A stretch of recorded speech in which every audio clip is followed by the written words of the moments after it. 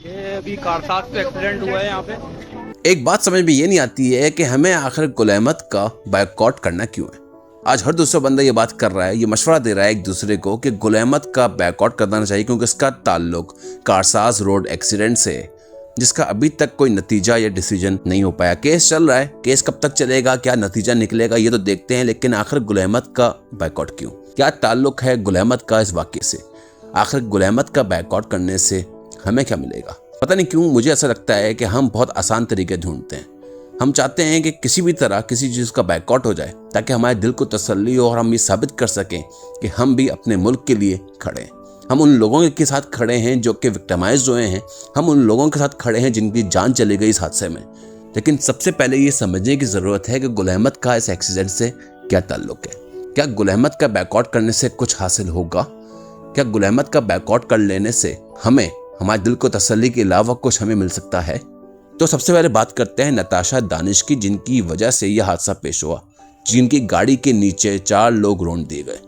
नताशा दानिश इकबाल, जो कि दानिश इकबाल साहब की एहलिया हैं, उनकी स्पाउस हैं, और दानिश इकबाल साहब गुल अहमद एनर्जी के CEO हैं। कई लोग ये बातें करते हैं कि दानिश इकबाल साहब is the chairman of the company, but नहीं, he is only the CEO of the company और paid CEO of the company, जिनकी माहाना सैलरी लगभग 40 लाख रुपए। वो इसी तरह से एम्प्लॉय हैं जिस तरह से आप और मैं किसी कंपनी में जॉब करते हैं तो हम भी पेड एम्प्लॉय होते हैं। तो सिमिलरली दानिश इकबाल साहब भी गुल अहमद एनर्जी में पेड एम्प्लॉय हैं।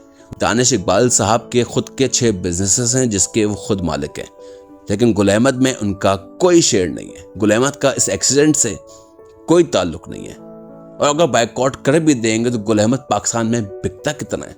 गुल अहमद का जो मेजर बिजनेस है वो उसकी एक्सपोर्ट है। गुल अहमद का मेजर चंक जो उसको बिजनेस, जो उसका वॉल्यूम आता है in terms of financial benefits, वो उसके एक्सपोर्ट से आता है।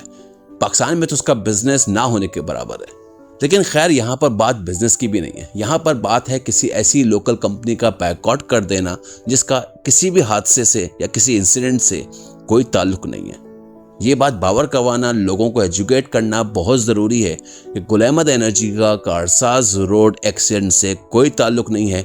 दानिश इकबाल साहब he is a paid employ of the company, और उनकी एरिया ने ये हादसा किया है तो वो केस चल रहा है।